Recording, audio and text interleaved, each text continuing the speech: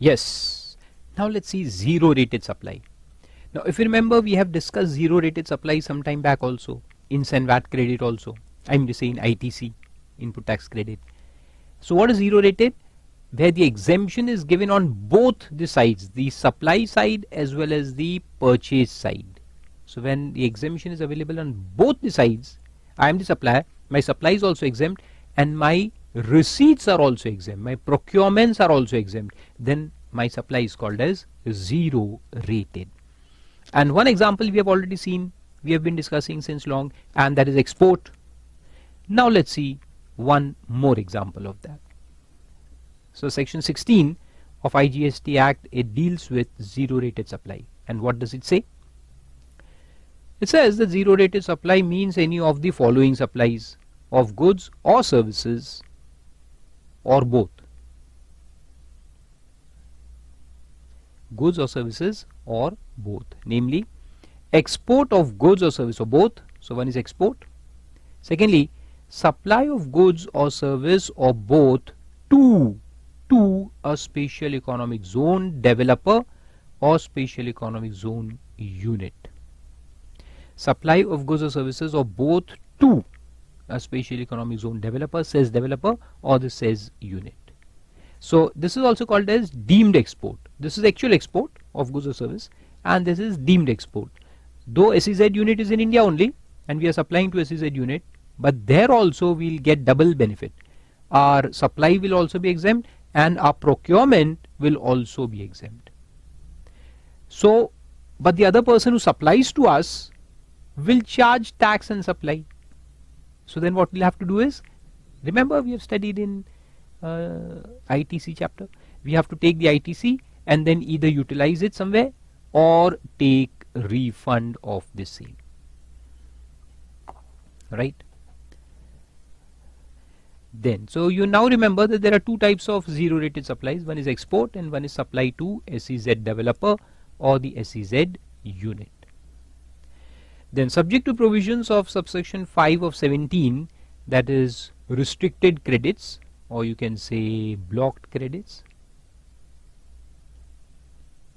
So subject to that, the credit of input tax may be availed for making zero rated supplies, notwithstanding that such supply may be exempt supply. So even though they are exempt, but still credit is availed. This we had discussed in detail.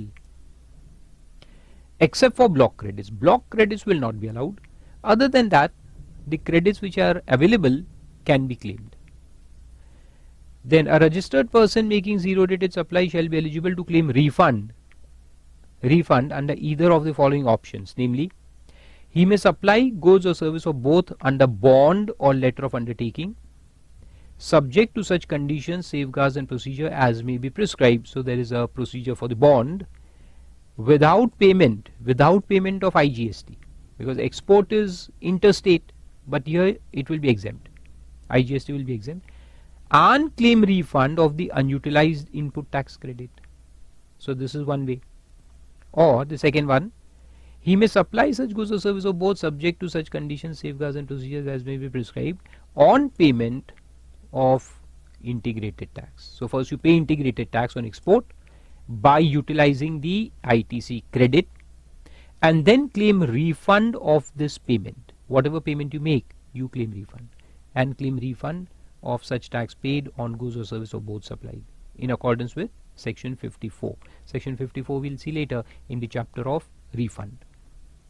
So it's a refund section. So let me explain what we are doing. Here is the supplier who is making the zero rated supply. This I had explained in ITC chapter as well. So the inputs that we receive, we can take full input tax credit, and the supply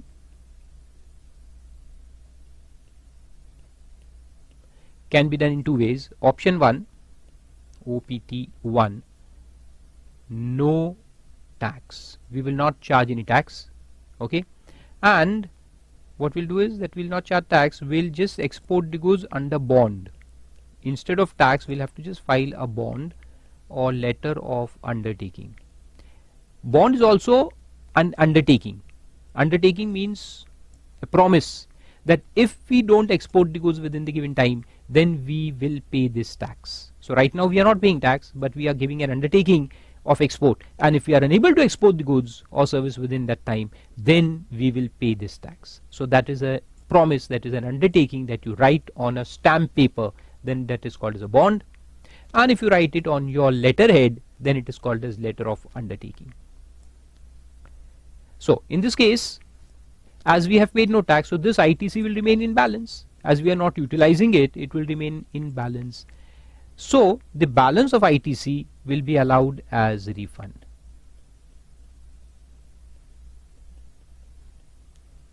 Okay, this is option 1. Option 2 is pay IGST. Now say for example you have taken 100 rupees as credit, and here the IGST is say 275. So we will set off this 100 and pay 175 in cash. Okay, and then claim refund of how much? 175? No, the refund will be 275. The full IGST that has been charged will be allowed to you as refund. Means indirectly you are getting refund of this 100 rupees that you have paid on inputs plus 175 that you have paid on output.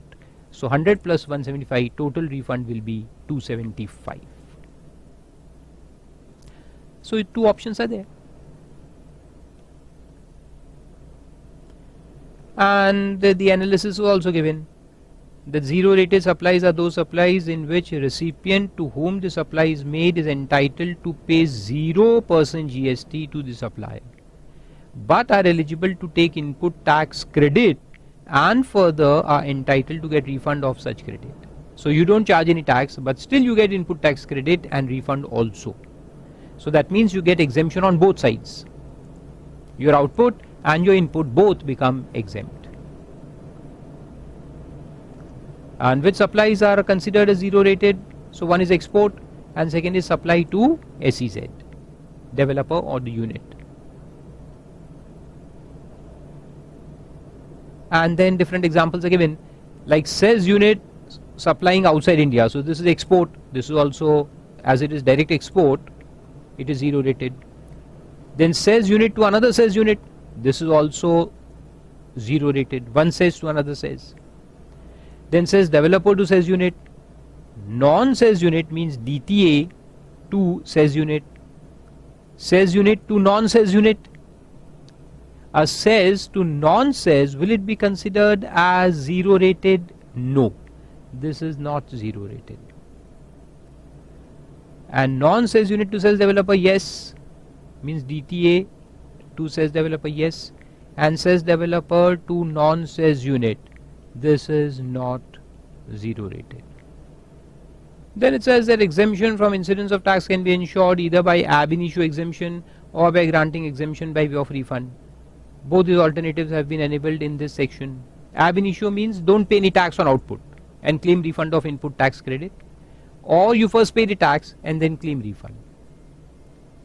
That we have discussed. So this first one is without payment of IGST on outward supply, but filing a bond or letter of undertaking and claim refund of input tax credit. Step 1, step 2. Or second one is make payment of IGST by utilizing the ITC and then claim the refund of IGST. Simple. Then coming to section 17, very interesting section. Apportionment of tax and settlement of funds. Now this is about the government's collection. Government has collected IGST on interstate supplies. What will it do with that amount? Where will that amount go? How much of that amount will be transferred to central government? How much will go to the state governments? and which state governments. Okay, let's see. Now two things will happen before you study this section. There are two sections we have to study, 17 and 18.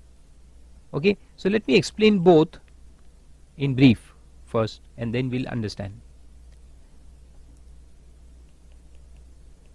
IGST collected by central government. So it is collected by central government, definitely. But then how much will be transferred to central? Means this is amount collected right now. It doesn't belong to the government. Out of this, some amount will belong to central government. So that will be transferred to central tax. Some amount will belong to state governments and some amount will belong to UT, the union territories. But the amount that belongs to union territory will be retained by central government. The monetary funds of union territories are managed by central government only. So let's see. Now two things can happen. IGST which has been utilized to set off, that is IGST taken as ITC, input tax credit, and set off, or IGST not taken as ITC. Two possibilities can be there. If the supply is to a registered person, then he can take ITC, and after taking ITC he can set off. And if the supply is to an unregistered person or to a composition dealer, then he is not going to take ITC, or even to a registered dealer who doesn't take ITC. Is it always compulsory to take ITC? No. If he wants, he may not take ITC. So if ITC is taken and set off, then section 18 applies. And if ITC is not taken, then section 17 applies. So this amount of IGST will remain in IGST fund of the government. So this will be distributed among the center and the state, and this will also be distributed. So if it is set off, then I'll tell you. Now suppose you are setting it off to pay central tax, then that much amount will be transferred by the central government out of the IGST fund to the central fund, means transfer to central government. If it is used to pay CGST, I mean to say ST, state tax, then that much amount will be transferred to that state government where it has been set off. Means suppose if this state tax is Maharashtra state tax, means somebody has used IGST credit to set off against Maharashtra state GST, then central government will transfer that much amount out of the IGST fund to Maharashtra state government. And if it is used to pay union territory tax, union territory GST, then that much amount will be transferred to UT account maintained by with the central government itself. So UT funds are with central government itself, but it will be transferred to that particular union territory's account with central government. Okay. And if it is not utilized anywhere, IGST remains in balance in IGST fund of the government, then what will happen? 50% will be transferred to central government, and the balance 50% will be transferred to state government where place of supply is situated. State government or union territory, you can say, where the place of supply is situated. And if the place of supply cannot be ascertained,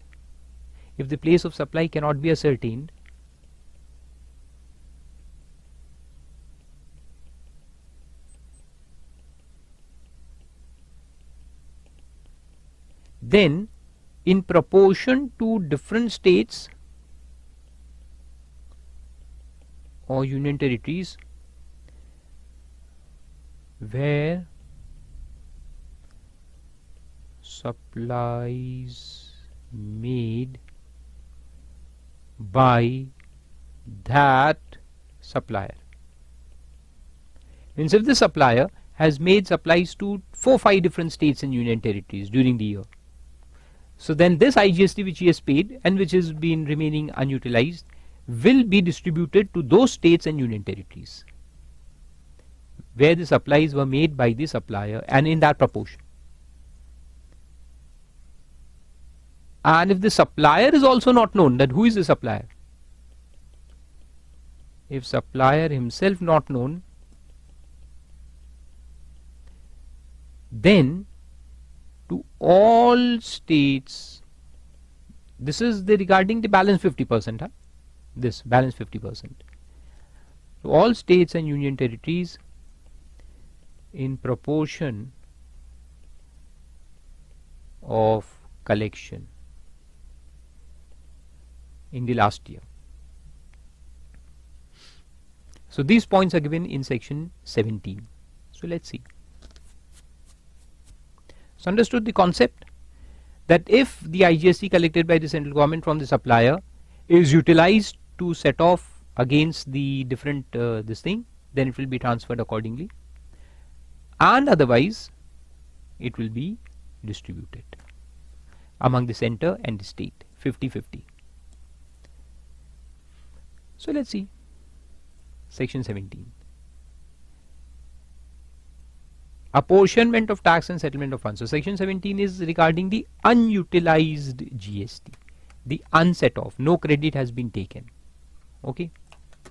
So see, out of integrated tax paid to the central government in respect of interstate supply of goods or service or both to an unregistered unregistered settlement of, please cut off these words, unregistered person, to an unregistered person. These are copy paste errors.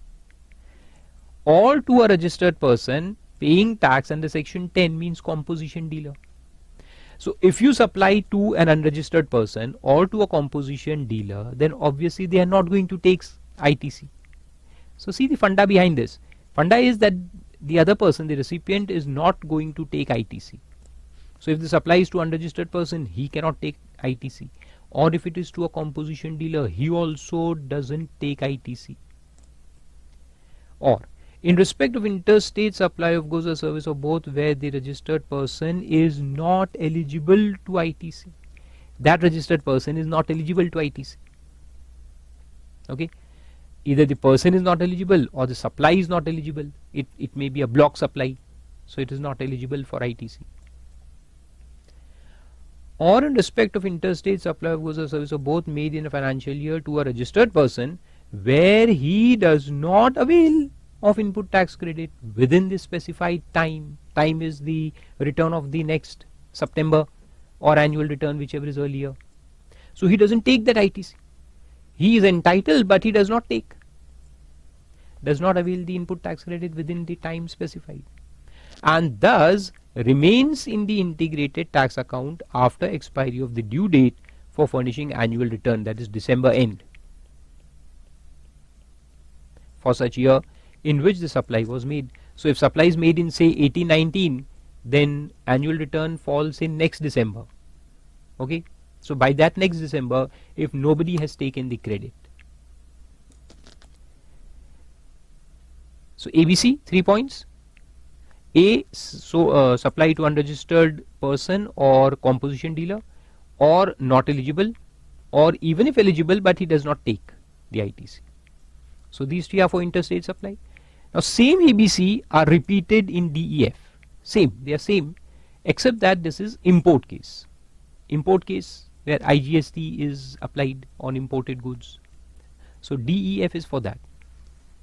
So see, import of goods or service or both by an unregistered person. So if the importer is unregistered, he cannot take ITC. Or the importer is section 10 person, composition dealer. Or he is not eligible for ITC. Or even if he is a registered person, he does not take ITC by the expiry of the time. Expiry of the date of furnishing annual return. Then the amount of tax collected at the rate equivalent to central tax on similar intrastate supplies shall be apportioned to the central government, which will be how much? 50%. Because when there is intrastate supply, there are two taxes, central and state, which are 50-50 of IGST on interstate supply. So if interstate IGST is say 18%, then intrastate will be 9 and 9. Means half will be CT, half will be ST or UT. So therefore half means 50% will be transferred to central government. Okay. And the balance amount, balance means the balance 50%, remaining in the integrated tax account in respect of supply for which apportionment to central government has been done under 1 shall be apportioned to the state where the supply takes place, means state where POS is situated, or central government where such place of supply is in a union territory. So union territory funds are maintained by central government, so therefore it will be transferred to central government. But this amount will not go to the central government's money. It's not central government's money, it is union territory's money which is kept by central government. And then the two provisos. Provided that where the place of such supply made by the taxable person cannot be determined separately. If it cannot be determined separately, the said balance amount shall be apportioned to each of the states and central government in relation to union territories in proportion to the total supplies made by such taxable person to each such state or union territory as the case may be in a financial year. So we'll see how much supply he has made in the financial year. Like for example, FHC is the supplier. So to which states the supplies have been made? How much supply to this state and that state and this and that? And in that proportion, we will distribute this 50% amongst different states. If the place of supply cannot be determined independently. And provided further that where the taxable person making the supplies is not identifiable, if that happens, the taxable person is unidentified, then the said balance amount shall be apportioned to all states and central government in proportion to all union territories, okay, by the respective state as the case may be by the central government during the immediately preceding financial year. So we will take the proportion of tax collected by different states and union territories in the preceding financial year. So whatever tax was collected by them, that will become the ratio of apportionment of the balance 50%. So first 50% goes to the central government, the balance 50% goes to state where the place of supply is there. If not ascertainable, then in proportion of the supplier's supplies in the financial year. If supplier is also not identifiable, then this ratio, the ratio of collection of tax by the by the state governments and the union territories respectively. Then the provisions of subsection 1 and 2 relating to apportionment of integrated tax shall mutatis mutandis apply to apportionment of interest, penalty and compounding amounts realized in connection with tax so appropriated. Any other amount which is there in relation to tax. So interest penalties will also be apportioned accordingly in the same ratios. And where the amount has been apportioned to the central government or state government under 1, 2 and 3, the amount collected as integrated tax shall stand reduced. Now this is accounting. Subsection 4 is accounting. So it will stand reduced by an amount equal to the amount so apportioned, and the central government shall transfer to the central tax account, the union territory tax account, an amount equal to respective amounts apportioned to the central government, and shall transfer to the state tax account of the respective states an amount equal to the amount apportioned to state in such manner as may be prescribed. So then the money will be divided amongst them. And any integrated tax apportioned to state as the case may be, or as the case may be to the central government on account of union territory, if subsequently found to be refundable 20%. So we have got the integrated tax balance, we distribute it and we eat it. Later on it is found that it is refundable to the person. So central government has got 50%, so that will be refunded out of the central account. But what about the state? The original amount was already transferred to state, and now if it is refundable to some person, then how the amount will be collected from the state? So that is given here. subsequently found to be refundable to any person and refunded to such person shall be reduced from the amount to be apportioned under this section to the state or the union territory in such manner and within such time as may be prescribed. So it will be reduced from their shares, maybe of the next term's share, next financial year's share. And the analysis is also given.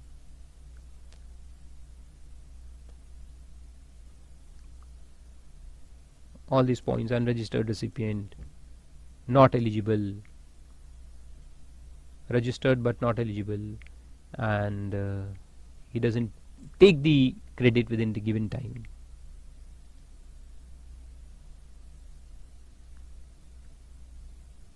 And IGST can be on interstate supplies or on the import of goods. Then equivalent central tax on such supplies in interstate, and balance amount amongst the states or the union territory. So that is very simple. And then coming to 18. 18 deals with ITC taken and utilized. So this is simpler one. On utilization of credit of integrated tax availed under this act for payment of central tax. Means if somebody takes IT integrated tax credit and sets off against central tax, then that much amount will be transferred from IGST account to central tax account.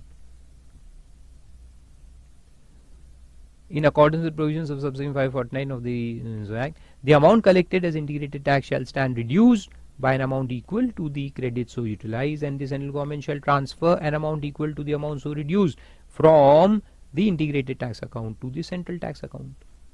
So this is accounting treatment. Money will be transferred from integrated account to central tax account. Then if it is used to set off union territory tax, then that much amount will be reduced from IGST account and transferred to central government for that particular union territory. And if it is used to set off the state tax, then again the same thing will happen. Central government will transfer the amount from IGST account to that particular state account. All simple points.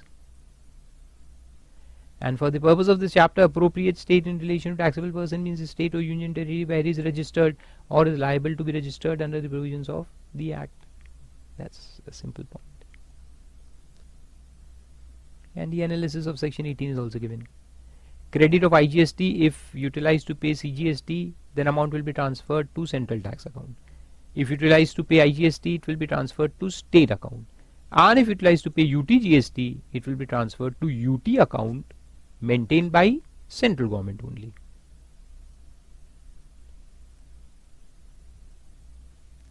Then comes section 19, very simple one. Tax wrongfully collected and paid to central government or state government, as the case may be. Means wrongfully collected or paid means that you paid in IGST assuming that it is interstate, but later on it was found that it was intrastate. So what will happen? Or it can be reverse. You pay intrastate tax, but later on it is found that it is interstate. So you will have to pay IGST again.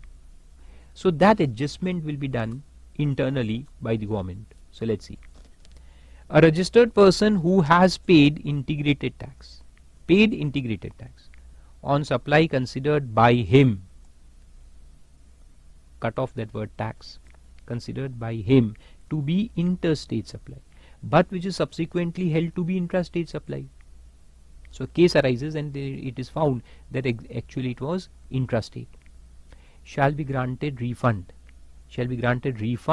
of the amount of integrated tax so paid in such manner as may be prescribed. So this we'll see in the refund sections, refund chapter. But this refund will be given only when you prove that you have paid the state tax, the central and state tax.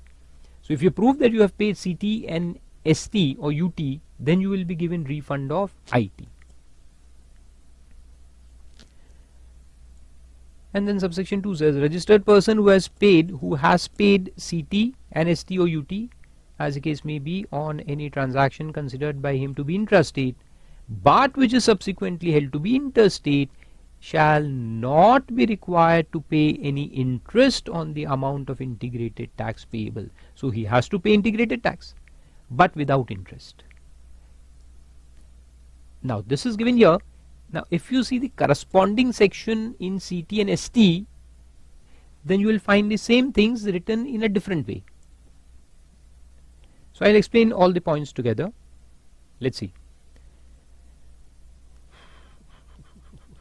What you have paid? IGST.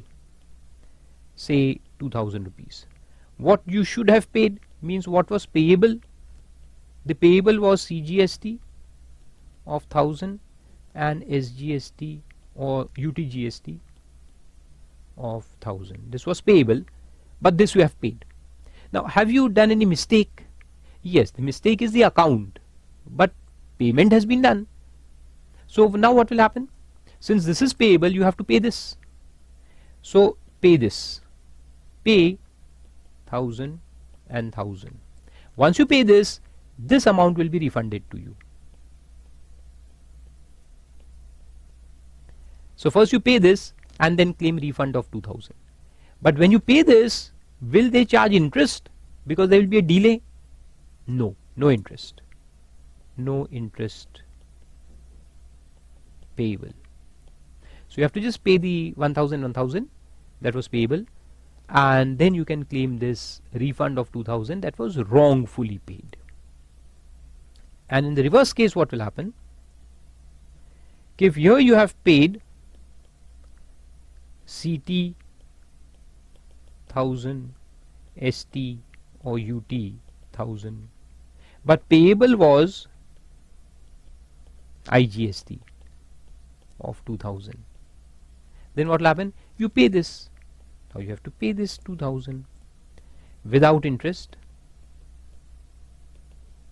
No interest will be charged.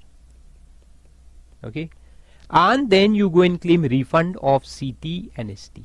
So this amounts will be refunded.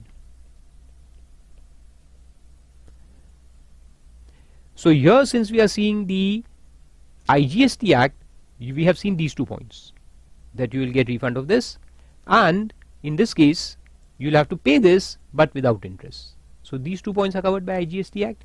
These 2 points will be covered by CGST Act and the SGST Acts respectively.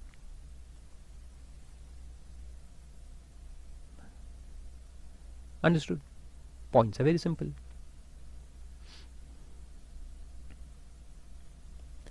So that is section 19, very simple. And then comes section 20. You don't have to study section 20. It only says the subject to provisions of this act and the rules. The provisions of CGST relating to all these things, many things, are applicable mutatis mutandis, means in the same manner.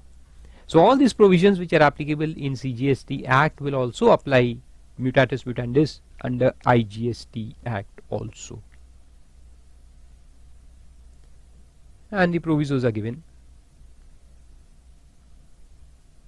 So these are also simple, not to be read basically.